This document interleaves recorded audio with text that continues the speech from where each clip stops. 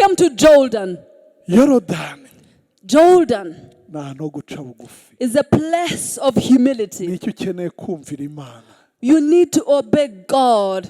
Nicyo uvuga uti Imana ntiba uko nshaka ariko uko ushaka. Which are those areas of your life where you need to say, God, let your will be done? Yesu ari byo ariho arasengera.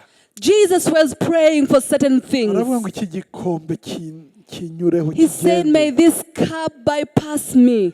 Ariko ntiyuko nge nshaka. But not as I will, Ariko uko ushaka. but as you will. Kuri Yorodani bisaba guca bugufi.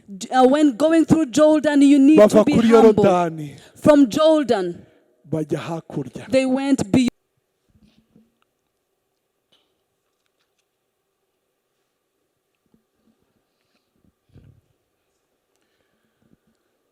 Imana ishimwe cyane. Praise the Lord. Dushima Imana iduhaye kongera guteranya hamwe. We thank the Lord for yet another congregation and fellowship Muri iki gihe cyiza cy'amasengesho. in such an amazing time of prayers. Insanganyamatsiko iri muri Zakariya ibice 10. The theme of this conference is premised in Zakariya 10, Umurongo wa mbere. verse 1. Dushimye abariho barakurikira ubutumwa bwiza. We thank those who are following the good tidings, Ubutumwa bw'amasengesho, ibihe by'amasengesho, ibihe byo kubana n'Imana. the time of prayers, the time of drawing closer to God. Na bose bariho barasangiza abandi link z'iki giterane. Imana ibaho umugisha. We appreciate those people who are sharing the link of this conference. May God bless you. Na technical team yose batuma bibageraho ku isi yose We n'abariho baradusemurira. We appreciate the media team and the interpreters that are making this message go around the world. Imana ibaho umugisha. God bless you. Reka dusenge. Let's pray. Uwiteka Mana yacu uri Imana nziza. God our Lord, you are a good Uri God. Imana yumva amasengesho. You're the God who hears prayers. Uri Imana yishura You're the amasengesho. God who answers prayers. Tugushimiye uburyo washizeho kugira ngo tugirane ubusabane nawe. We thank you for this time to have fellowship with you. Igihe dushobora gusenga tukavugana nawe. As we continue to pray and speak with you, Tukakumva. to hear from you, Kandi nawe ukatwumva. and as you hear from us, Ukadutabara. and you help us, Ukaduha imvura, ukatuvubira imvura. and you give us rains and showers. Tuguhaye icyubahiro. We glorify you. Uyuha umugisha buri muntu wese. Bless everyone. Umugenderere. Please answer their prayers. Uhindure ubugingo bwacu twese. Transform our lives, all of us. Uhindure igihugu cyacu, uhindure akarere kacu, uhindure Afrika yacu, uhindure isi yose, uhindure itorero. Change our country, change our region, change Africa, change the whole church of God. Tanga ububyutse Mana yacu. Bring your revival, Lord. Tanga ibihe by'impemburo. Bring the days of Iki refreshment. cyorezo gitsindwe mu izina rya May Yesu. this pandemic be defeated. Abantu b'Imana batabarwe. And may the people of the Lord be rescued and Mu helped. izina rya Yesu In the Kristo name umwami of wacu. Jesus. Amen. Amen. Zakariya 10 umurongo wa mbere haravuga ngo Zakariya chapter 10 verse 1 says, nimusabe Uwiteka imvura mu gihe cy'itumba, muyisabe Uwiteka urema imirabyo, nawe azabavubira imvura y'umurindi, umuntu wese azamumereza ubwatsi mu rwuri rwe. Imana ishimirwe ijambo ryayo. hallelujah. Zakariya chapter 10 verse 1 says, ask of the Lord rain in the time of the latter or spring rain. It is the Lord who makes lightnings, which usher in the rain and give men showers and grass to everyone in the field. Amen. Muri uyu murongo dusomye harimo gusaba. In this chapter and this verse we've just Musabe read, Uwiteka imvura. it says, pray God for the rains. Imana ishimwe. Praise the Lord. Musabe Uwiteka imvura. Ask God of the Mu yandi rain. magambo musenge Imana itanga In imvura. other words, pray that God may give men Dukeneye showers. imvura ariko tubanza gusenga. We need rain, but we need to first pray Ejo first. twize ijambo rivuga ngo Eliya ari umuntu umeze nkatwe. Yesterday we looked at the scripture that says Elijah was a human being with a nature like ours. Asaba cyane imvura He iragwa. prayed earnestly for the rains to yari come. yasabye ntiyagwa, arasaba irongera iragwa. He had prayed before and it didn't rain. Again, he prayed earnestly and it rained. Twabonye ko Imana ishobora kumva umuntu nkawe. We saw that God can hear a person like you. Turongera kureba ku buzima bwa Eliya We also will go back to the life of Elijah na Elisa, and Elisha. ariko noneho turareba ibanga ryo guhabwa inshuro ebyiri. But today particularly we'll look at the secret of the double portion. Imana itugwirize dukubire inshuro nyinshi. May the Lord double the blessings Ibyo from turiho him turasaba. for everything that we are asking Turareba from mu him. gitabo cya kabiri cy'abami. We'll go to the book of the First Kings, Igitabo cya kabiri cy'abami, the Second Kings rather, igice cya kabiri. chapter 2. Ndasoma kuva ku murongo wa mbere I'll read from verse 1. kugeza turangije icyo gice, kugeza ku murongo wa 18. Up to verse 18. Abami ba kabiri ibice bibiri umurongo wa mbere kugeza ku wa 18 handitse ngo, igihe Uwiteka yendaga kuzamura Eliya ngo amujyane mu ijuru amujyanye muri serwakira, Eliya ahagurukana na Elisa i Gilugari. Eliya abwira Elisa ati, ndakwinginze sigara hano kuko Uwiteka ntumye i Beteli. Elisa aramusubiza ati, nkurahiye Uwiteka uhoraho n'ubugingo bwawe sinsigara. Nuko baramanukana bajya i Beteli. Bageze abana b'abahanuzi i Beteli baza gusanganira Elisa, baramubwira bati, aho uzi ko uyu munsi Uwiteka agiye kugukuraho shobuja? Arabasubiza ati, ndabizi ariko nimuceceke. Eliya arongera aramubwira ati, Elisa ndakwinginze sigara hano kuko Uwiteka ntumye i Yeriko. Nawe aramusubiza ati, nkurahiye Uwiteka uhoraho n'ubugingo bwawe sinsigara. Nuko bajyana i Yeriko. Bagezeyo abana b'abahanuzi b'i Yeriko basanga Elisa, baramubaza ati, aho uzi ko uyu munsi Uwiteka agiye kugukuraho shobuja? Arabasubiza ati, ndabizi ariko nimuceceke. Eliya arongera aramubwira ati, ndakwinginze sigara hano kuko Uwiteka antumye kuri Yorodani. Nawe aramusubiza ati, nkurahiye Uwiteka uhoraho n'ubugingo bwawe sinsigara. Nuko barajyana bombi, maze bakurikirwa n'abana b'abahanuzi 50. Baragenda bahagarara kure aho babitegeye, aho babarebera kure, ariko ubwabo bombi bageze kuri Yorodani barahagarara. Eliya yenda umwitero we arawuzinga, awukubita amazi yigabanyamo kabiri, amwe ajya ukwayo andi ukwayo, bombi bambukira ahumutse. Bageze hakurya, Eliya abwira Elisa ati, nsaba icyo ushaka cyose ndakigukorera ntaratandukanwa nawe. Elisa aramusaba ati, ndakwinginze ndaga imigabane 2 y'umwuka wawe. Eliya aramusubiza ati, uransaba ikiruhije cyane, icyakora numbona nkigukurwaho birakubera bityo, ariko nutambona siko biri bube. Bakigenda baganira haboneka igare ry'umuriro n'amafarashi y'umuriro birabatandukanya. Nuko Eliya ajyanwa mu ijuru muri serwakira. Elisa abibonye arataka ati, data wabereye Isirayeli amagare n'amafarashi. Nuko ntiyongera kumubona ukundi, maze afata umwambaro we awutanyaguramo kabiri, atoragura n'umwitero Eliya ataye asubirayo. Ageze ku nkombe ya Yorodani arahagarara, yenda wa mwitero Eliya ataye awukubita amazi, aravuga ati, Uwiteka Imana ya Eliya irihe? Amaze gukubita amazi yigabanyamo kabiri, amwe ajya ukwayo andi ukwayo.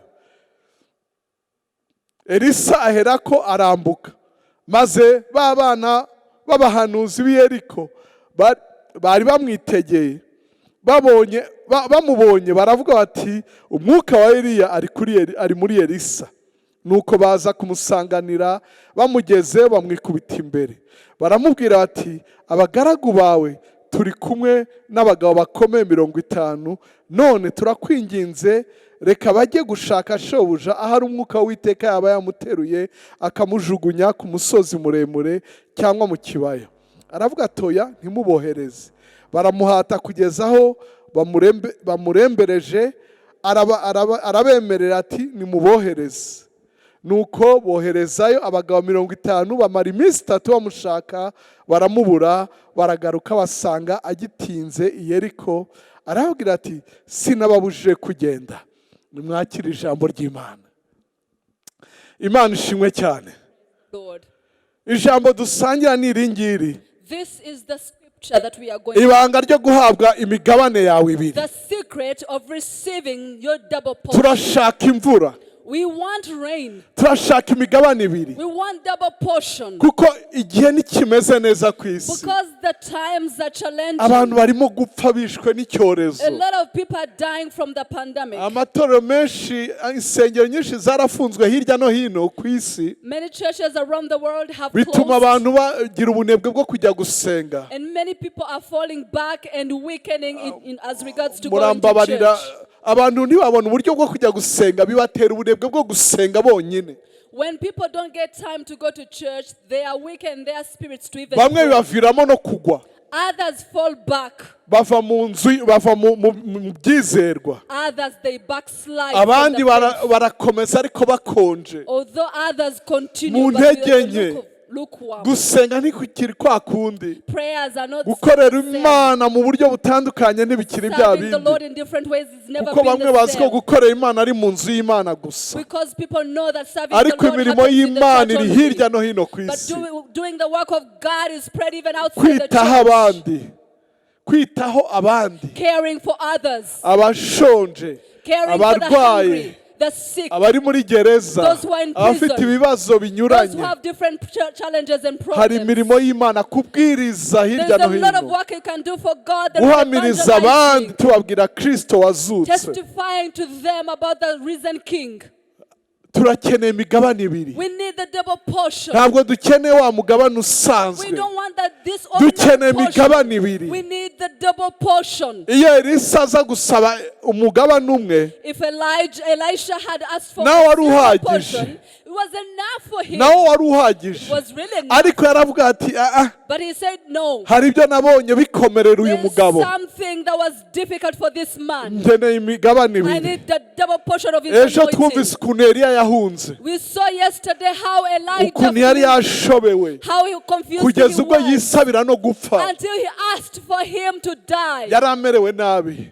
He was Dukeneye facing imigabane challenging ibiri. times. We need Kugira the ngo double duhagarare portion muri ibi bihe so that we bikomeye. can stand still in these Ikaze challenging wumve times. ibanga ry'imigabane ibiri. Here, welcome and hear the secret of Bibiliya receiving itubwira ngo double portion. bahagurutse Gilgali. The Bible says they set off from Gilgal, Bajya Beteli. going to Bethel. Bajya Yeriko. They went to Jericho. Bajya Yorodani. They went to Jericho. Bajya hirya ya They Yorodani. went ahead of Hakurya ya Yorodani. beyond Jordan. Aho niho yaherewe. That's where it was Reka given to tujyane him. nabo turebe. Let us go with them and see. Ndatangira kuri Beteli. I'll begin in Bethel. Ntabwo ntangira kuri Gilgali. Gilgali I will ndaharangirira. not go to Gilgal. I'm Ndarangiriza. done with that and I'll end with Beteli, this. In Bethel, iyo urebye mu gitabo cy'itangira ibice 13, when you look at Genesis 13, niho Aburahamu yatangiye kwambariza izina ry'Uwiteka. that's where Abraham began to worship Mu God. gice cya 12 niho tubibona. It begins in chapter 12 of Ariko Genesis, 13 akabisubiramo. but it's repeated in chapter 13 of Genesis. Itangiro 13 umurongo wa mbere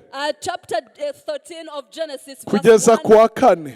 up to verse 4. Aburahamu avana muri Egiputa n'umugore we n'ibyo byose na Loti ajyana nawe bajya i Negebu. Aburahamu yari afite ubutunzi bwinshi bw'amatungo n'ifeza n'izahabu. Aragenda ava i Negebu agera i Beteli. Agera aho mbere yabanje kubamba ihema rye hagati y'i Beteli na Hayi, ahari igicaniro yubatse mbere. Aburahamu yambarizaho izina ry'Uwiteka. Genesis chapter 13 from verse 1 up to verse 4. So they left Egypt and traveled north into Negeb. Abraham with his wife and Lot and all that they owned, for Abraham was very rich in livestock, silver and gold. Verse 3. Then they continued northward toward Bethel, where he had camped before, between Bethel and Ai, to the place where he had built the altar. Verse 4, and there he again worshipped the Lord. Amen. Imana ishimwe cyane. Praise the Lord. Beteli, Bethel. iyo twinjiye mu masengesho When we go into prayers, tugomba gutambira Uwiteka, we should worship the Lord. kumuha igitambo We cy'amashimwe, should offer thanksgiving. offering. kumuhimbaza, We should worship him and praise him. kumushima, We should thank kogeza him. izina rye. We should proclaim his Na Yesu name. yaratwigishe ngo nimusenga musenge mutya, Jesus taught us how to muti pray. data wa twese uri mu ijuru, Say that, Father in izina heaven, ryawe ryogezwe, hallowed be your name. izina ryawe ryubahwe, Let your name be izina ryawe glorified. rivugwe Let your neza. name be proclaimed. Imana ishimwe cyane. Hallelujah. Urashaka imigabane Do ibiri, you want the double wige portion? guhimbaza Imana, Learn how to wige praise the gutanga Lord. igitambo cy'amashimwe Learn how to give mu your offering magambo of yawe thanksgiving with your no mu words byo ufite, and with your possessions. kuko hari ubwo bitworohera kuvuga Because gusa, sometimes it's easy ariko just to hagera speak gutanga it, ku byo dufite but when it comes to touching ikaba about what we intambara. possess, that's a challenge. Reka dutange Let us ni offer our ikimenyetso cyo possessions gukunda. as a sign of love. Imana yakunze abari mu isi God cyane, loves so much those who are in the world iratanga that itanga He umwana gave wayo. His only begotten Son. Utangire amasengesho yawe ushima. Begin your prayers with thanksgiving. Beteli bisobanura ngo inzu y'Imana, Bethel means the house of aho God, ugirana ubusabane the n'Imana, temple of God, where you have the aho fellowship wumva with ijambo God, ry'Imana. where you listen to the word of God. Urebye mu itangiriro 28 When you look at Genesis 28, kuva ku murongo wa 10 from verse 10 kugeza kwa 22, up to verse 22, ubwo Yakobo yararaga mu nzira, when Jacob was sleeping along the yisegura way, ibuye, he had used the stone as his pillow. abona urwego ruhagaze ku isi rugera mu ijuru, Stairways from aho ahererwa heaven. He amasezerano. was given promises. Igihe winjiye mu masengesho, When you enter into fata prayer, umwanya wo gusoma ijambo take time ry'Imana, to read the word of God. uhabwe amasezerano You'll be given promises agukomeza that amasengesho strengthens your prayers kandi agukomeza no mu and that rugendo. strengthens you along the Hari way. isezerano ry'uko ari There buduhe is a imvura, promise that He will give us rain. tumusabe nawe araduha imvura. Ask and He will give you the Ntaduha rain. imvura gusa, He doesn't give us only ahubwo the rain. aratumereza He n'ubwatsi. also makes our fields Buri grow muntu grass. wese abona ubwatsi mu rwuri rwe, Everyone, may you get grass in your muri field, parisere yawe, in your own mu field, kibanza cyawe, in your place, muri bizinesi yawe, business, mu mashuri in yawe, your mu education, bugize ubuzima in your bwawe. life and health. Uwiteka kugenderere. May the Lord do good to you. Bava Beteli They came from bajya Bethel. Yeriko. They went to Jericho. Yeriko, Jericho, ubwa mbere dutangira kumva Yeriko the first cyane time we hear about Jericho ni igihe cya Yosuwa. is the time, during the time of Urebye muri Joshua. Yosuwa ibice When bitandatu you look at Joshua chapter 6, ni ahantu yarwaniye, that's where he fought from. ariko arwana ayobowe But he n'Uwiteka, was led by the Lord God. amwereka He strategy, showed him the strategy amuha of battle. umupango w'ukuntu bari buneshe He Yeriko. gave him the plan of the battle. to win it. Bazenguruka inkike z'i They went Yeriko around the nk'uko walls of Uwiteka Jericho yababwiye. as the Lord had guided them. Ibikuta inkike zikubita The hasi. walls of Jerusalem came down trembling. Yeriko ni iki mu What masengesho? is Jericho in Mu prayers? masengesho habaho umwanya wo kurwana. Prayers is a time of fasting. Hari igihe cyo Fighting. kurwana. It's a time of fighting. Yego hari ubwo dusenga Yes, twiyoroheje indeed. Sometimes we pray in buhoro, hari ubwo slowly. duceceka, Sometimes we hari are ubwo quiet. turirimba, Sometimes we hari ubwo sing. dusoma ijambo, Sometimes we read the word ariko hari of igihe God. turwana. But sometimes we fight. Turwana We engage nk'uko into uriya mwene battle. data ariho aratuyobora As amasengesho, this sister was leading us in arwanira prayer. imiryango, She was battling asengera for the ababyeyi families. n'abana, She was praying for the parents abagabo and children, n'abagore. the spouses, husbands Tugomba and wives. kurwana. We have to engage in a Urambwira battle. se mu gihe cy'imvura ugomba kurwana? During the rains, you have to battle it out. Urebye mu gitabo cya kabiri cya Samweli When you look at the second ibice Samuel, 21, chapter 21, Samweli wa kabiri ibice 21, Second Samuel chapter 21, utangire ku murongo wa mbere from verse 1 kugeza ku wa 9, up to verse 9, haratubwira ngo it says, Samweli wa kabiri ibice 21 umurongo wa mbere kugeza ku wa 9 aravuga ngo bukeye ku ngoma ya Dawidi hatera inzara imara imyaka 3 uko yakurikiranye. Dawidi asobanuza Uwiteka aravuga ati bitewe na Sawuli n'inzu ye yabicanye kuko yishe ab'i Gibeyoni. Maze umwami ahamagaza ab'i Gibeyoni arababwira, kandi ab'i Gibeyoni ntibari abo mu miryango ya Isirayeli, ahubwo bari Abamori bacitse ku icumu, kandi Abisirayeli bari barasezeranye nabo. Ariko Sawuli yashakaga kubica abitewe n'ishyaka yagiriraga Abisirayeli n'Abayuda. Dawidi abaza ab'i Gibeyoni ati mbagire nte? Natanga iki nk'impano kugira ngo musabire gakondo y'Uwiteka umugisha? Ab'i Gibeyoni baramusubiza ati icyo dushaka kuri Sawuli n'umuryango we si ifeza cyangwa izahabu, kandi si ibyacu kugira umuntu twica muri Isirayeli. Nawe aravuga ati uwo mushaka niko nzabagirira, uko mushaka niko nzabagirira. Babwira umwami ati uwo mugabo waturimbuye akadushakira ubwenge bwo kudutsemba ngo tutaba mu bihugu bya Isirayeli byose, nimuduhe abagabo 7 bo mu bahungu be tubamanikire imbere y'Uwiteka Gibeya kwa Sawuli intore y'Uwiteka. Umwami aravuga ati nzabatanga. Ariko umwami arokora Mefibosheti mwene Yonatani mwene Sawuli kubw'indahiro Dawidi na Yonatani mwene Sawuli barahiranye imbere y'Uwiteka. Nuko umwami afata abahungu 2 ba Risipa umukobwa wa Ayiya yabyaranye na Sawuli, Arumoni na Mefibosheti, kandi n'abahungu 5 ba Merabu umukobwa wa Sawuli yabyaranye na Aduriyeli mwene Bariziyari umwe Horati.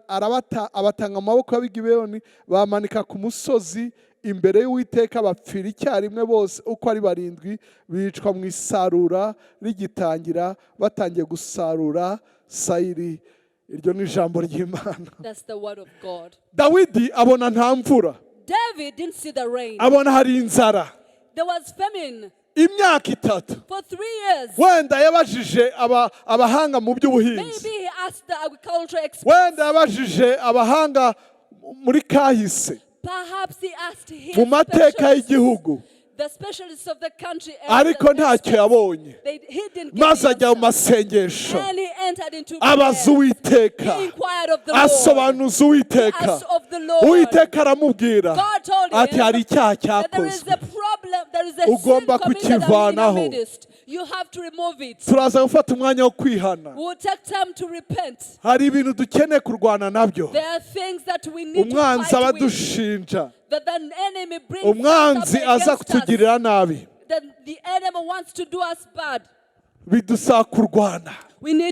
Ukamenya ibintu bibujije amahoro abantu bawe. Sawuli yishe isezerano. Saul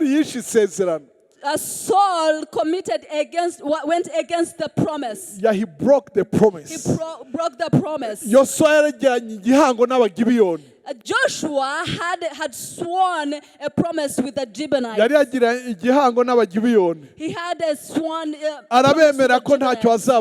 he had promised them that he will never do harm to them. When Saul came in, he killed that promise.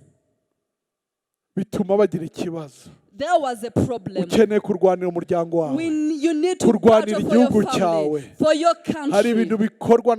There are things that are committed by men that broke the promises of God, that breaks the promise of the covenant of God.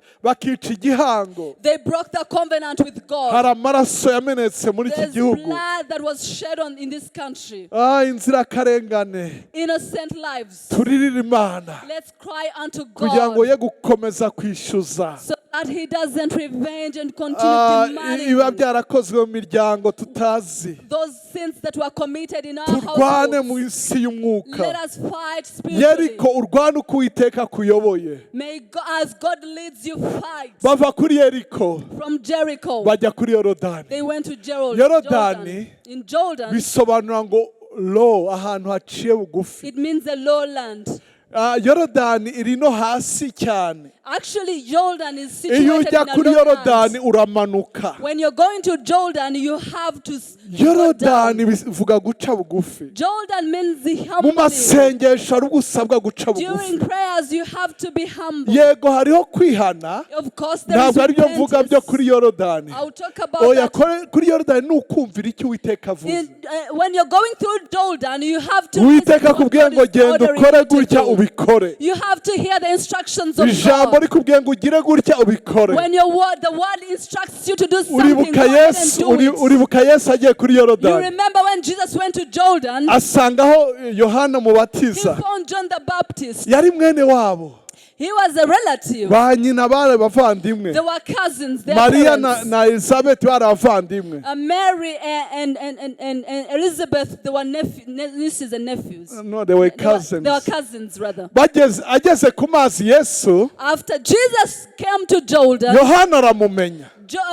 John got to know Aravuga about ngo him. hagati muri mwe hahagaze uwo He says, mutazi. in our midst, Ntibinkwiriye nuko ngora ku dushumi there is a tw'inkweto ze. man I'm not even fit to undo Yesu araza the of his shoes. ati mbatiza. Jesus came and said, baptize me. Yohana ati ntibishoboka. John the Baptist said that is impossible. Yesu ati reka tubikore. Jesus said, let us fulfill Yesu this. aca bugufi. Jesus humbled himself. Yohana aramubatiza. And John the Baptist Biradusaba baptized guca him. bugufi mu masengesho. Sometimes we need to humble ourselves in Kumvira prayers. Imana. To hear the instructions Hari of ibyo God. itubwira gukora. There are instructions that come Hari to ibyo us from itubwira God. guheba kandi ari There are byiza. things that He asks us to forego. Ukabyumvira. And you have Imana to yabwiye obey. Aburahamu gutanga umwana we God asked Abraham to w'isezerano. give up his only begotten son, the promised one, Umwana Isaka is Isaac. arumvira. He obeyed. Arumvira. He obeyed. Arumvira. He obeyed. Kandi byazanye umusaruro. And indeed, he harvested, he reaped. I can hear you. Your voice is okay. Hallelujah. Hallelujah. Nuko bagera kuri Yorodani. They came to Jordan. Yorodani Jordan ni ahantu ho guca bugufi. is a place of humility. Nicyo ukeneye kumvira Imana. You need to obey God. Nicyo uvuga uti Imana ntibe uko nshaka ariko uko ushaka. Which are those areas of your life where you need to say, God, let your will be done? Yesu ari byo ariho arasengera. Jesus was praying for certain Aravuga ngo things. iki gikombe kinyureho He said, may kigende. this cup bypass me, Ariko ntibe uko nge nshaka but not as I will, ariko bibe uko ushaka. but as you will. Kuri Yorodani bisaba guca bugufi. When going through Jordan, you need Bava to be kuri humble. Yorodani From Jordan, bajya hakurya. they went beyond Jordan. Bageze hakurya. When they went beyond Nibwo Jordan, Eliya yabwiye Elisa. that's where Elisha told Elisha. Nibwo Elijah That's where Elijah told Elisha arambwira ati nsaba icyo ushaka. that ask of me Hallelujah. anything. Hallelujah. Wifurije kugera hirya muri aya masengesho. How I wish you could go beyond during this prayer. Wifurije kugera hirya. How I wish you could go beyond. Wifurije kugera hirya. How I wish you could go beyond here. I wish you to get over. Get over. Hallelujah. Hallelujah. Usomye mu itangiriro 22 When you read in Genesis chapter 22, umurongo wa 5 verse 5, uratubwira Aburahamu agiye gutanga Isaka. it tells us the story when Abraham was about to offer sacrifice Isaac. Abwira abagaragu be bari bamuherekeje. He told his servants, Arahabwira ati nimuhamahanga. he says, tarry here. Tugiye hirya. We are going over there. Je n'uyu musore tugiye hirya Me and this gusenga. young man, we are going beyond to pray. kugaruka. We'll come back. Hallelujah. Hallelujah. Aho hirya He said above there, niho umumarayika yaganirije Aburahamu. that's where the angel met Abraham Aramubwira ngo and told him, noneho mbonye ko wumvira now I've Uwiteka. seen you obey the Lord. Mbonye kunyumvira. Now I see how you obey the Lord. Amubwira amasezerano akomeye. He gave him the promises. asubizwa umwana wadapfuye. The child was given back to him Aho niho alive. yavugiye ngo Yehova yire. That's where he said, Abraham said, Umusozi Jehovah Jireh. w'Uwiteka biraronkeka. At the mountain of God, you can Wifurije get. kugera hakurya mwene data. How I wish you could go over, my brother. Masengesho yawe ugera hirya. May in your prayers go over. Kwinginga kwawe ugera hirya. May you during your intercession go Sinzi over. iminsi umaze I don't winginga know how Imana. many years you've been beseeching God. Wifurije kugera hirya. How I wish you can go beyond. Hirya ntabwo horoshe. Beyond is not Ntabwo ari easy. bose bahajya. Not so many can reach. Abana b'abahanuzi babareberaga hirya. The children of the prophets, we saw them when they are going over and beyond. Bakabareba babarebera kure. They saw them from a distance. Hirya Beyond, Eliya ajyanywe when Elijah was taken to heaven, hari serwakira. there was a whirlwind. Serwakira itera ibitaka. The whirlwind causes N'umuyaga dust uza to move. ahantu hari ibitaka bikazamuka. The dust is raised. Abantu bakabihunga. People flee from that dust. Ariko Elisa But Elisha, aho hirya yakomeje beyond, kuba maso. he fixed his He gaze. kept the focus. Elijah became the focus. Hirya Beyond, nubwo wahagera when you get ugomba there, kuguma ukanuye. when you get there, you Ugomba have to kuguma be ureba. focused. Utumbereye. You have to be focused. Utumbire. Be focused. Utumbire uriya. Fix your gaze. Utumbire Kristo. Fix your gaze on Niyo banza Jesus. ryo kwizera kwacu. He is the hope of Oh, salvation. hallelujah. Hallelujah. Pawulo aravuga ngo nimurangiza byose Paul, he said, as you accomplish all, muhagarare. stand firm. Hallelujah. Hallelujah. Mu Efeso 6 niko avuga. That's what he Ngo says in nimumara Ephesians gukora 6. byose As you have done everything, muhagarare. stand firm. Amaze kugera hirya As he went beyond, hakurya above, amaze beyond, gusaba after praying, aguma areba he focused. aratumbira He fixed his kuko yari gaze. yamubwiye ngo nundeba Because he had said, when you see me going, urahabwa, you will be given. nutandeba When you don't see me, ntabwo uri buhabwe. it won't be given to you. Turakangurira abantu We are encouraging people, biyemeje gusenga. those people who have purpose to Ntimurambirwe. pray, do not weaken. Iyi minsi 70 Don't give up during these 70 Reka days. iminsi 70 These 70 days, ah, oh, n'iminsi 7 iginanira.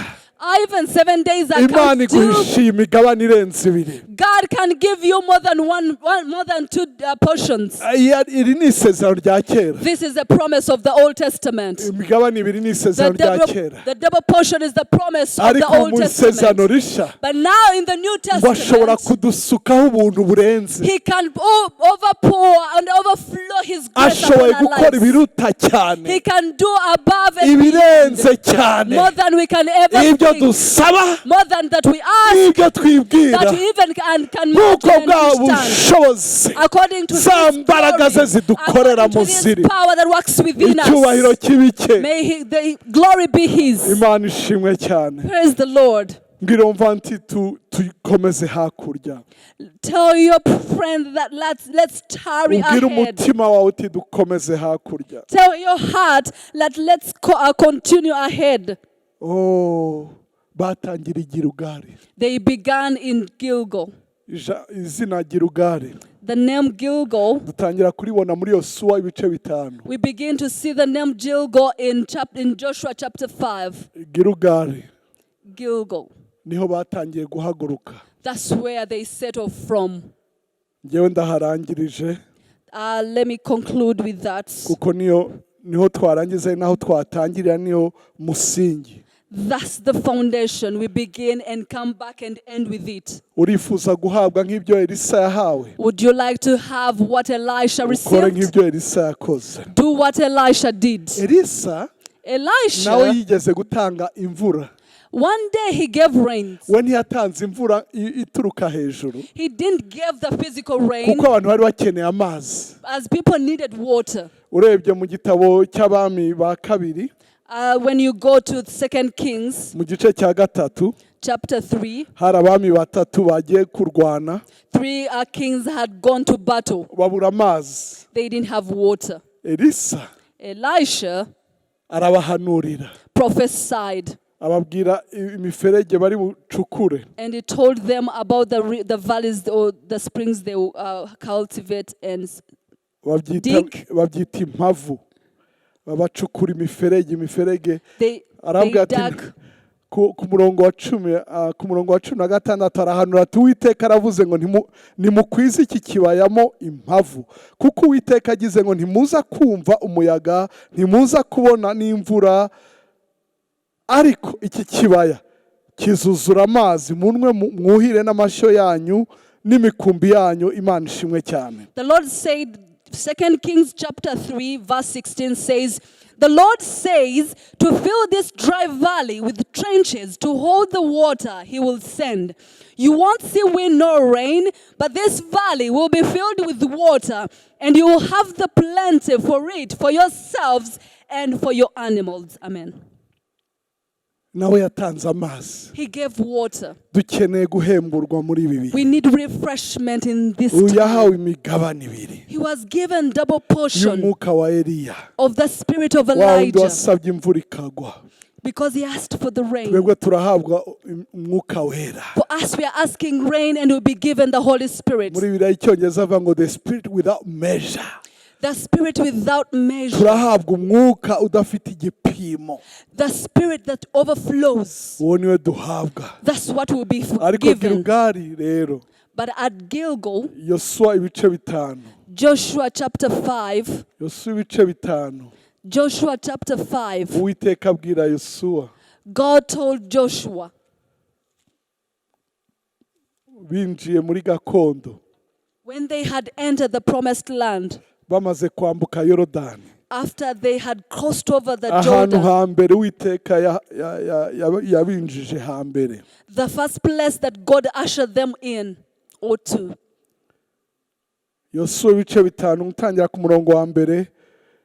Nuko abami bose b'Abamori bari hakuno ya Yorodani mu ruhande rw'iburengerazuba n'abami b'Abanyakanani bari ku nyanja bumvise uko Uwiteka yagabanirije amazi ya Yorodani imbere y'Abisirayeli kugeza aho bambukiye, imitima yabo ishya ubwoba, bacika intege kubw'Abisirayeli.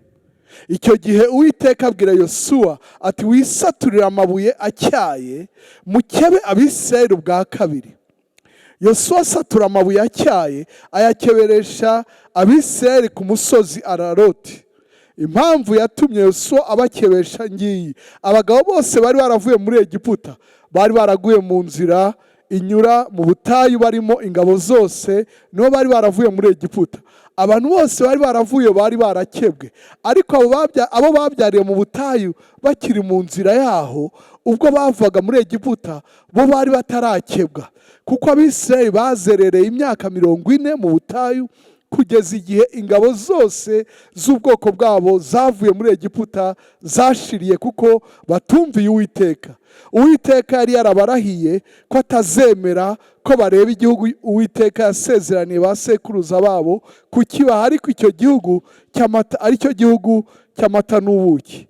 Abana babo yabashubije mu cyimbo cyabo, aribo Yosuwa yakebesheje, kuko bari batarakebwa. Impamvu nuko batakebewe mu nzira. Umurongo w'8, nuko abantu bose bamaze gukebwa bagumaho bari mu mahema yabo kugeza aho bakiriye. Uwiteka abwira Yosuwa ati none mbakuyeho igisuzuguriro Abanyegiputa babasuzuguraga, nicyo gituma aho hantu hitwa Gilgali na bugingo n'ubu. Imana ishimirwe ijambo ryayo. Hallelujah.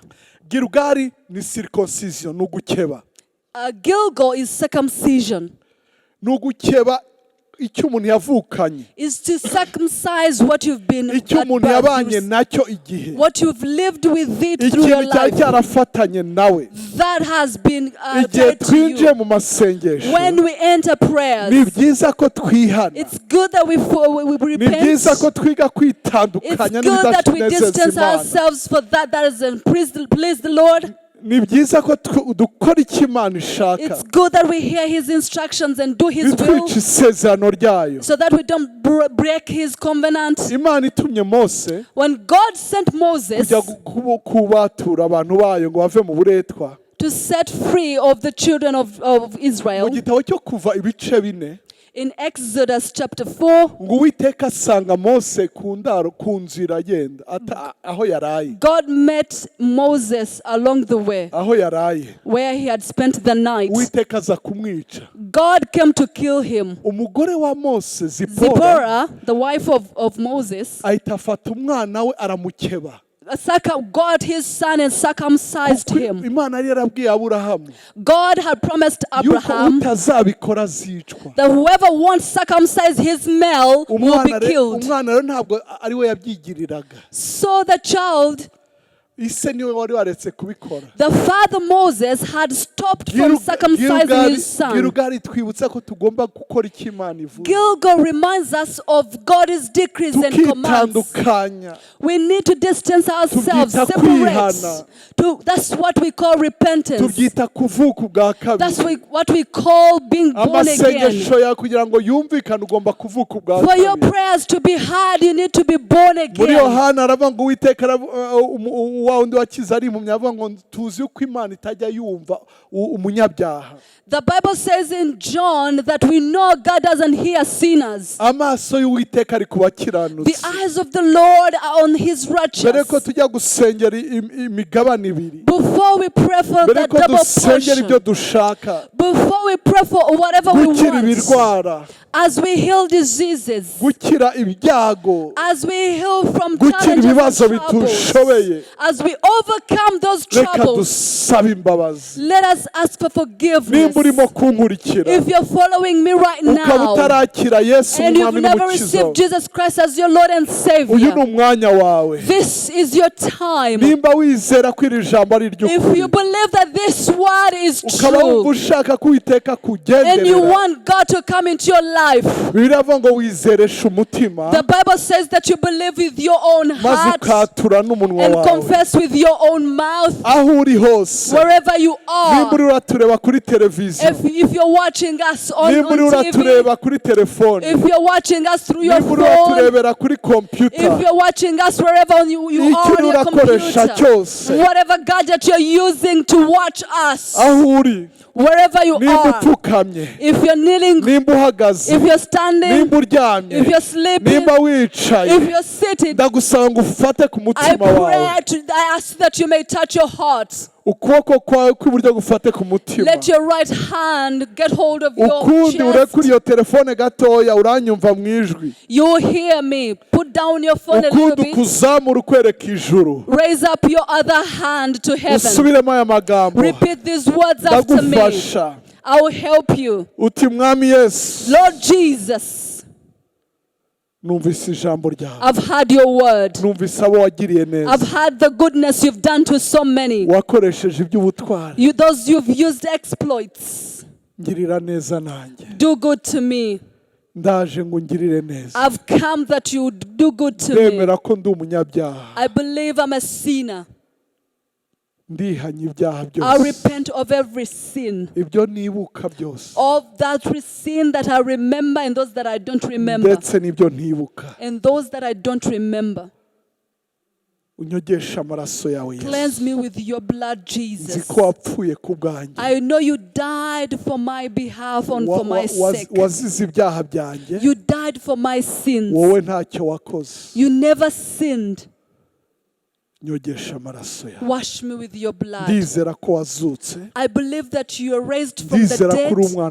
I believe you're a son of God. And you will come to take those who believed on you. I ask you that you may bolt out my name from the book of the sinners and write my name in the book of life. The book of the righteous. The book of life. Thank you, Lord Jesus, for you've heard my prayer. Devil, I say goodbye to you. I'm no longer yours. I'm following the path of the Lord. Come what may. ntabwo nzareka, I will never go back. nzakomeza. I'll continue. Mwuka wera, Holy Spirit, ngwino tujyane, come and go with me. umfate ukuboko, God, get hold of my hand unyobore mu nzira zo and lead gukiranuka, me in the paths of righteousness kubw'izina ry'Uwiteka. for the Lord's name's sake. Umfashe guhamiriza Kristo, Help me to testify of the name of the umfashe Lord. gusenga, Help me, teach me to pray. umfashe gusoma ijambo ry'Imana, Help me to read the word of God. umfashe gutera intambwe zose Help me to z'umukiranutsi. take that step that is necessary for the born agains. Urakoze, Thank you kumvise gusenga for kwawe. you've heard my prayer Kuri iyi tariki, on this date, iyi saha, this time. ndakijijwe, I am born again. ndi umwana w'Imana. I am a child of God. Urakoze data, Thank you, Father, mu izina rya in the Yesu. name of Jesus. Amen. Amen. Ngiye gusengana n'undi wese I'm going to pray for everyone.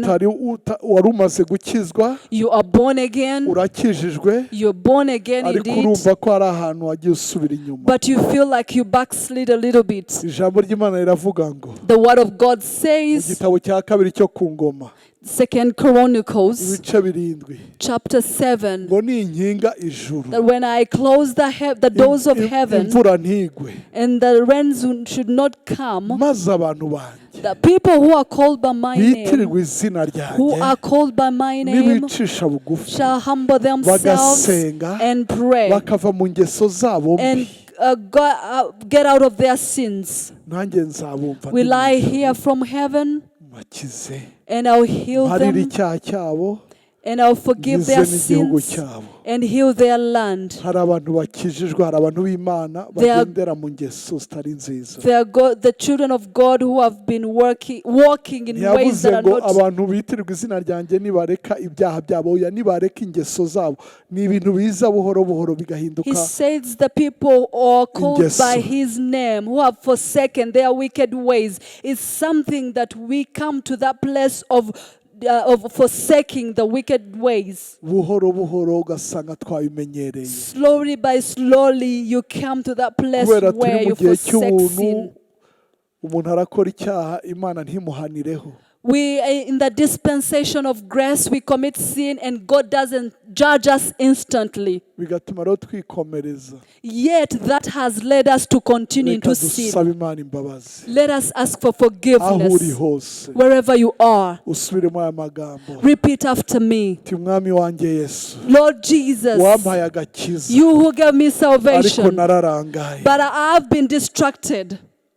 Ndasabye imbabazi. I ask for forgiveness. Nyogesha amaraso yawe. Cleanse me with your blood. Nzanye ikanzu yanjye yera. I bring my robe of Nzanye igishura righteousness. cyanjye. I bring my Ngo robe. kimeswe mu maraso ya May it Yesu. be washed in your blood. Ibyahindutse ingeso bimveho. Whatever has become a bad habit in my life, may it leave me. Sinshaka kukoza isoni izina ryawe.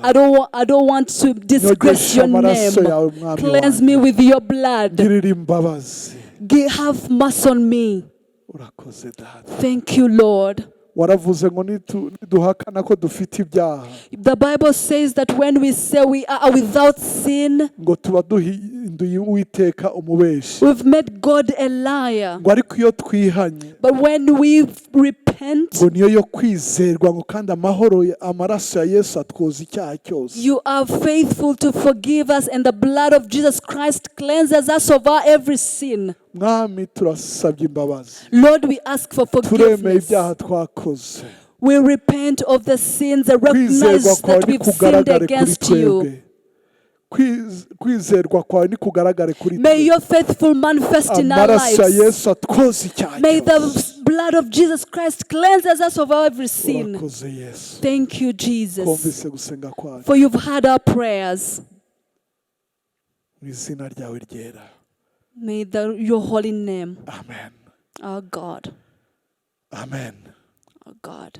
Amen. Amen. Reka twinjire muri uyu mwanya wo gusenga. Let's get into another time of prayer yet. Twakoze ibya Gilgal. We've done the requirements of Gilgal.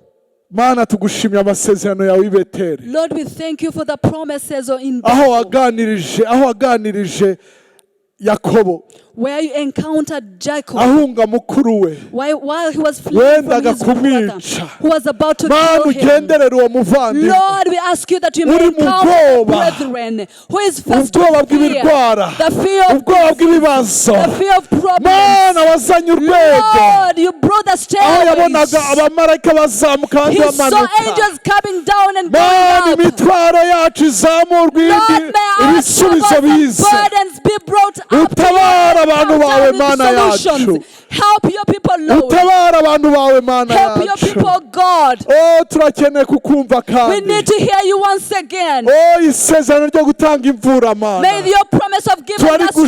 gushimiye. We thank you for that Yisuke promise. Mana ku Bring gihugu. us that rain. Yisuke on ku the country. gihugu. Bring us those Iki gihugu showers on the cyabayemo country. ububyutse. This country has ever Bwahinduye n'ibihugu experienced revival. That bikizengurutse. trumps so many countries Mana iki around. gihugu gifite amateka That country has y'ububyutse. history of Aka revival. karere gafite This amateka region has y'ububyutse. the history of revival. Itorero mu Rwanda rifite This amateka church in y'ububyutse. Rwanda has the Oh, history of tugirire neza revival. Mana. May you do good to Tugirire us, neza God. Mana. May you good to Ibuka us, isezerano God. ryawe. Remember the Ibuka promise for our imbabazi lives. zawe. Remember the promise.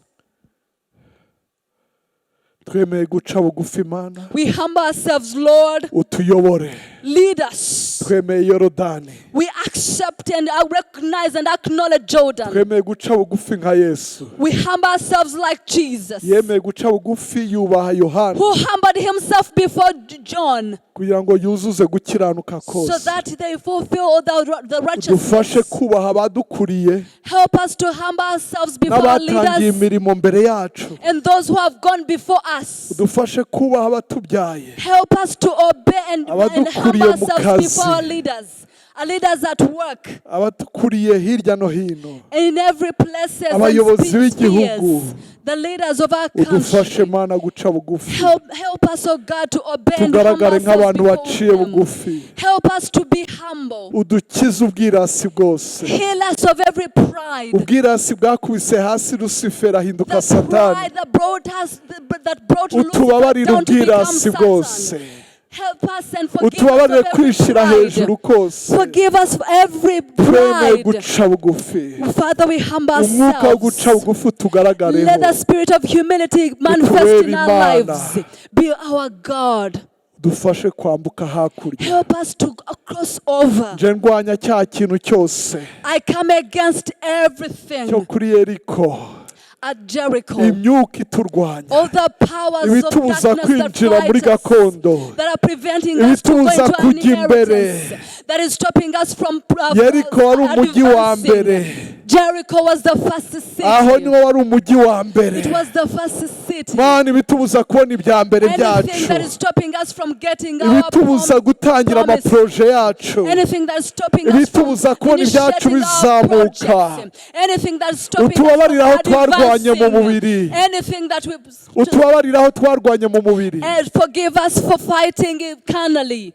Utubabarire. Forgive Ahubwo us tutwumviye ijwi ryawe. where we've not heard you and respected and Ariko obeyed your tuje kubwira iyo instructions. myuka mibi. Lord, we've come to set our Izo against those nkike powers z'i of Yeriko. darkness, those walls Ibyo of bikuta bibujije Jericho, imiryango those yacu gutera walls that imbere. are preventing our Ibyo families to bikuta bibujije abacu advance, gutera those imbere. walls that are preventing Ibyo our relatives bikuta to go binini nk'iry'i ahead, Yeriko. those walls that were in Turakubwiye ngo Jericho. urakubitwa hasi We mu izina say rya that Yesu. you're coming Ibikuta down. by'uburwayi mu Those miryango. walls of sicknesses in our Ibyo families. byatumye Israel imara imyaka 3 idafite imvura. Those walls that stopped rains from Ibyo coming down byateje in ubushomeri mu Jerusalem. miryango. Those walls that have Ibyo stopped us byatumye from getting imiryango imwe jobs. itabona urubyaro. Those walls have stopped us Ibyo from byatumye having imiryango imwe abana children. basazira mu rugo Those walls that are badashatse. stopping people from not getting Ibyo married. bikuta nibive mu miryango. walls, we are Ibyo breaking bikuta them nibive mu down. nzira yacu. We are breaking Ibyo them bikuta from our nibive mu way. nzira yacu. We are asking them Ibyo to bikuta go our nibive mu ways. nzira ya mwene We are data. asking them Mu to izina come rya down our ways Yesu. in the name of Mu Jesus. izina In the rya name of Yesu. Jesus. Uwiteka kubashije kwambara intwaro zose. May God enable you to armor with all the armor of the Lord. Wambara agakiza. Put on the power Wambare of salvation. gukiranuka. Put on the power of righteousness. Wambare ukuri. Clothe yourself with truth. Wambare ubutumwa bwiza bw'amahoro. Clothe yourself with the good Wambare tidings. ingabo yo kwizera. Clothe yourself with the armor of Ufate faith. inkota ya mwuka iryo jambo Get ry'Imana. hold of the sword, and that is the word of Urwane God. uneshe. And fight and Navuze ngo ufate umwitero. I said, get off the robe. Pick up the mantle. Pick up the mantle. Navuze ngo fata iyo migabane yawe. Pick up those double Navuze ngo iki ni igihe cyawe cyo gufata imigabane I yawe. said this is the time to Navuze get ngo those imvura mantles, y'ububyutse yisuka iwanyu. so that the Amasengesho yari yarasinye yongere showers kwaka. those prayers that are Ubunebwe ceased, may amasengesho that be buveho. revived. Ubunebwe amasengesho buveho. May prayerlessness go. Ndanze gusigara inyuma. I refuse you lagging Kubwo behind. amahanuzi. Lagging behind like the prophets. Ubuhanuzi bwaje kubuza Elisa gukomeza. The prophets came to stop Elisha from advancing. Bamubwira ngo guma aho ngaho. They were kind of telling him, Ngo stay ibyawe there, birarangiye. that yours is over. Data turanze. In the name of Ibiza Jesus, we kuduca refuse intege mu rugendo. everything that is discouraging us Turakomeza. along the way. We are Turakomeza. advancing. We are Turakomeza. continuing. We are Turakomeza. going ahead. Ibiza kutuvangira amasengesho. Anything that is Ibitaka bya contradicting our serwakira. promises, all the wild Ibibazo winds, biza mu miryango. all the promises that are attacking, all Gahunda the challenges zisukiranya. attacking our families, Gahunda zisukiranya. all those problems that are coming one Zitubuza after the gufokasinga other, that are amasengesho. refusing us to focus in on our Tukabyuka twiruka promises. tutabonye umwanya wo gusenga. We go without even praying. Tukaryama twikubise hasi tunaniwe kubwo We kudasenga. sleep without praying, very Oh, tired. turasabye imbaraga. In the name of Jesus, we ask for Turasabye the imbaraga. power.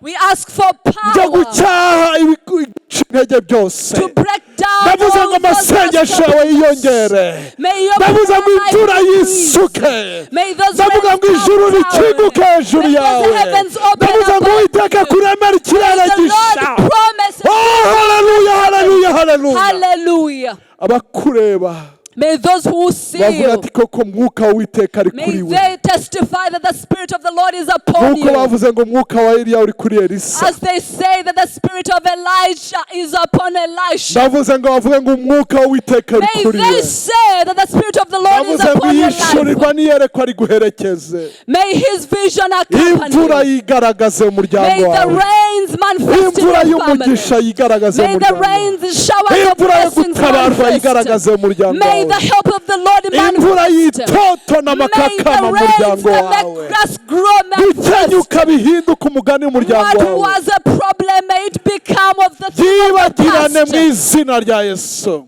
Byibagirane mu izina rya May Yesu. your past be forgotten. Mu izina rya In the name Yesu. of Jesus. Uwiteka kuvaneho May igisuzuguriro. the Lord bring off the reproach and Nk'uko disgrace upon your yagikuye ku life. Bisirayeli As He Gilugari. brought it off the lives of the Israelites. Uwiteka kuzuza imbaraga. May the Lord fill you with Indirimbo power. zawe zigere kure. May your songs go far. Ubwiza bw'Uwiteka bugwire iwanyu. May the glory of the Lord increase upon your life. Data urakoze wabanye natwe. Lord, thank you for being with us. Urakoze kubw'ijambo ryawe. Thank you for your word. Urakoze data. Thank you, Lord. Ukomeze kutuganiriza mwuka May wera. you continue to speak to Ijambo us, Holy ry'Imana ribe Spirit. rizima muri twe. May the word of God come alive in our lives. Rigwiriye. May it increase. Urakoze data. Thank you, Jesus. Urakoze data. Thank you, Jesus. Urakoze data. Thank you, Lord. Urakoze data. Thank you, Father. Uha umugisha Foursquare. Bless Foursquare. Uha umugisha abadukurikiye Bless bose. everyone following us. Icyubahiro kibi cyawe. May the glory be yours. Amahoro n'umugisha w'ibyacu. The peace and the glory be yours. Turakira imigabane yacu We myinshi. receive so many portions Mu from you. izina rya Yesu In the Kristo name umwami of wacu. Jesus. Abantu b'Imana bavuga ati amen. May the saints say Murakoze cyane. amen. Thank you very Imana ibahe much. umugisha. May God bless you.